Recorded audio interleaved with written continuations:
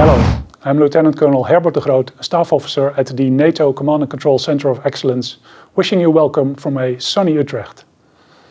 Regardless of how used to we have become to online meetings, presentations and webinars, it remains strange to not be able to start with good morning or good afternoon, because I simply have no idea in which time zone or indeed when you're watching this.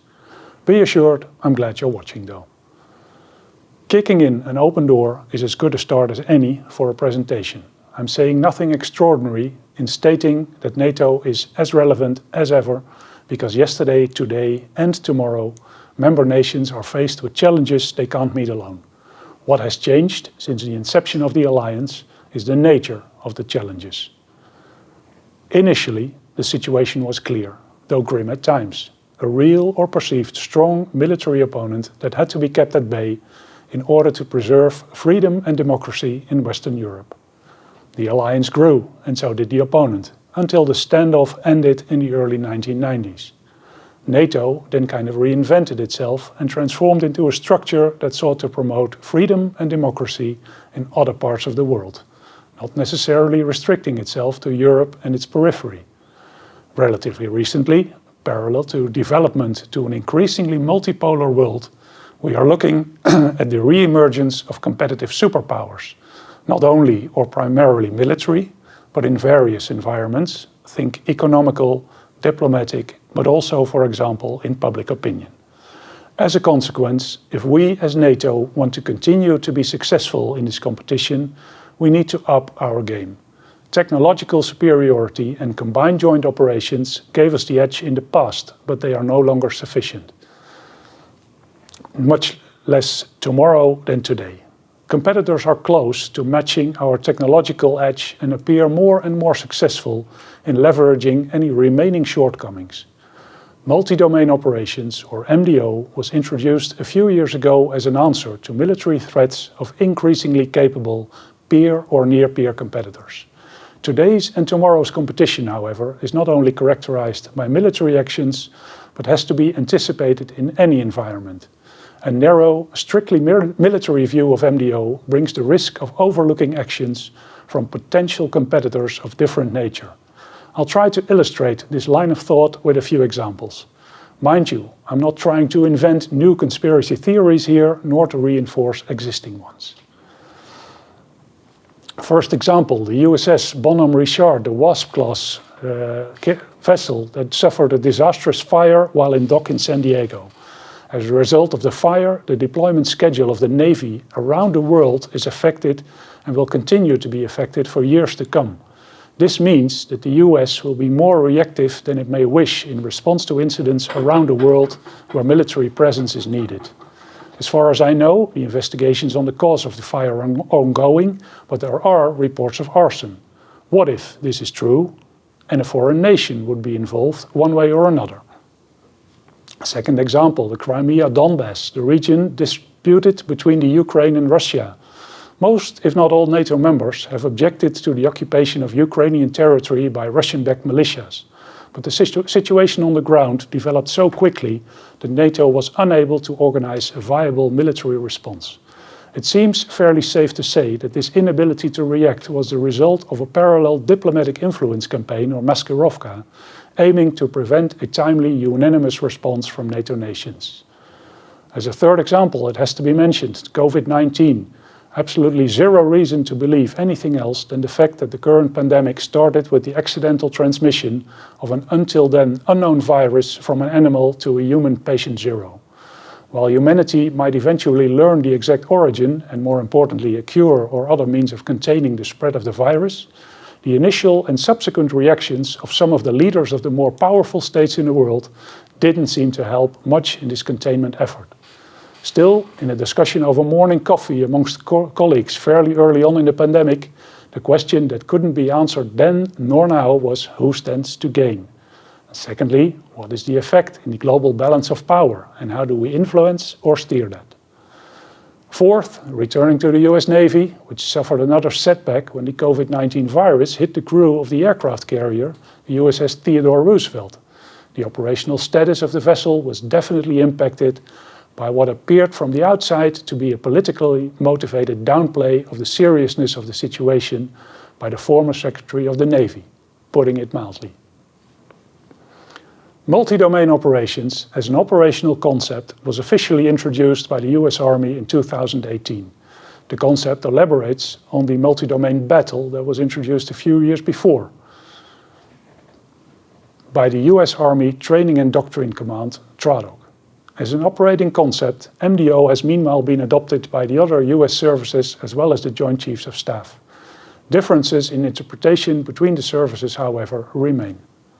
In the 30 years following the Cold War, NATO and its member states have shifted their attention from near-peer conflict to counterinsurgency and stabilization operations across the globe. During these years, potential peer competitors, such as Russia and China, have rebuilt their capabilities based on thorough analysis of NATO's characteristics and strengths.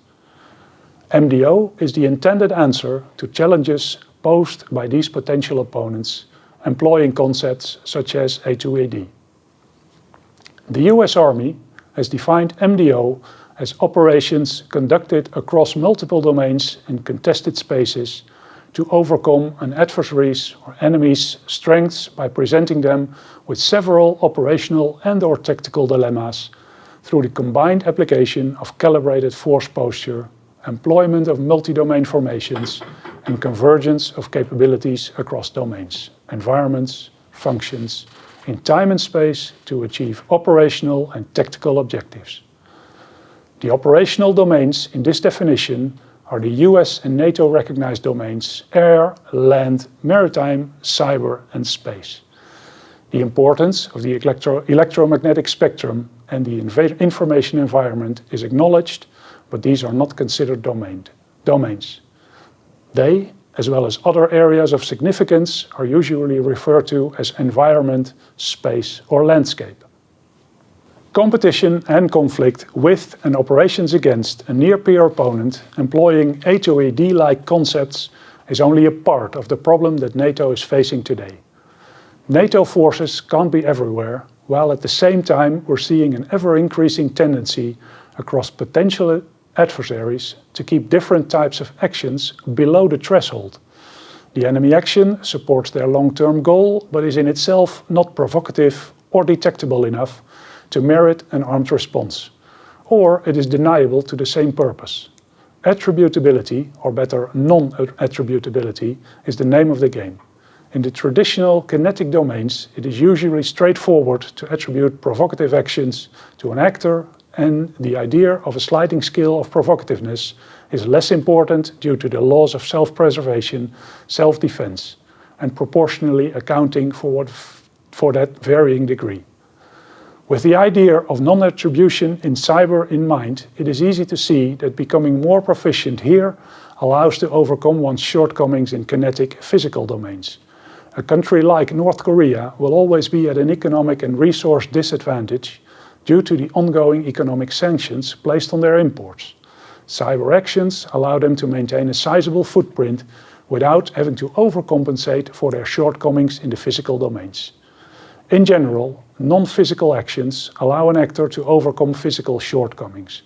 Hybrid threat or hybrid warfare, employing conventional and unconventional, military and non-military means, and not necessarily restrained by common moral, legal and ethical limitations, are the facts of life which NATO members and forces are confronted with, resulting in new realities or faits accompli without the possibility to respond. Perhaps Sun Tzu's most famous quote is where he states that if you know your enemy and yourself, you need not fear the outcome of any battle.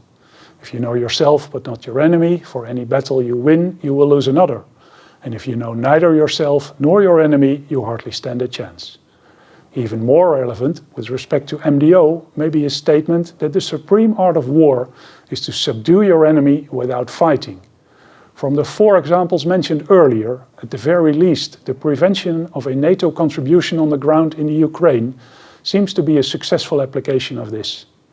Karl von Clausewitz kind of turned this around in stating that war is a continuation of politics by other means, implying that when politics are successful, a battle is won before it is fought. If we take this line of thought a few steps further, convincing your enemy to refrain from fighting a battle by facing him with serious economic, diplomatic, social or public opinion consequences is the ultimate success in Sun Tzu's textbook. A lot of noise is going around about definitions related to MDO. What is a domain? When do operations become multi-domain? Do we look at it from the actions perspective or from the effects side, or both? In the beginning of the 20th century, air gradually emerged as a new domain in and from which battles could be influenced. Yet Army and Navy downplayed the significance of the new domain for a considerable amount of time and argued that an additional branch of the armed forces to service the new domain was not necessary. A similar discussion is very much still ongoing for space and cyber, although dedicated space and cyber forces or commands are appearing in various countries. The downside of more commands, however, is more bureaucracy, which is usually not a good sign for a faster decision-making process. I've talked about the 5 operational domains recognized by NATO, but I've also argued that future conflicts can and probably will be decided in other domains currently not recognized as military. Rather than establishing a new military bureaucracy and command for each discovered domain, I believe that the future of military forces is the development of integrated operational commands capable of employing all available military forces, while at the same time having full awareness of social, economic, diplomatic, environmental, commercial and what have you consequences and developments in and around the area of operations. This wouldn't be a NATO C2COE webinar if I didn't say anything about command and control. What was mentioned before is exactly the challenge for C2.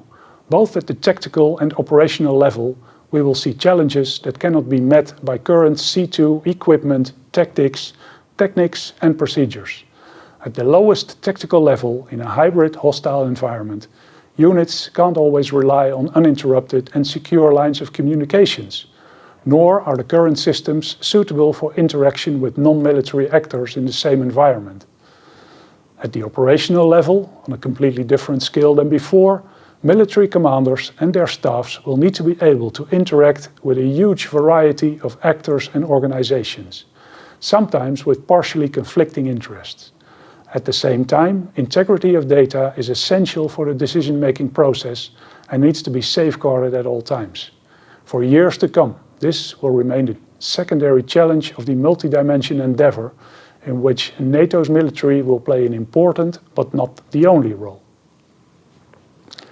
If we look at MDO with a military view, we'll be tying our hands behind our backs ourselves. Military conflicts will be part of a bigger competition and cannot be dealt with while ignoring the surroundings. Think, the current pandemic, combined with the unexpected unavailability of one of your strategic assets, an adversary's military move in a geographical area where you can't respond, in a situation where 90% of government officials below the rank equivalent of OF3 don't receive their monthly salary due to a technical issue, while a lot of social media traffic erupts questioning the legitimacy of your freely elected government. Then think what your response should be and who you need to talk to in order to make sense of the situation again. That's MDO, regardless of the definition we'll eventually agree on. Thank you.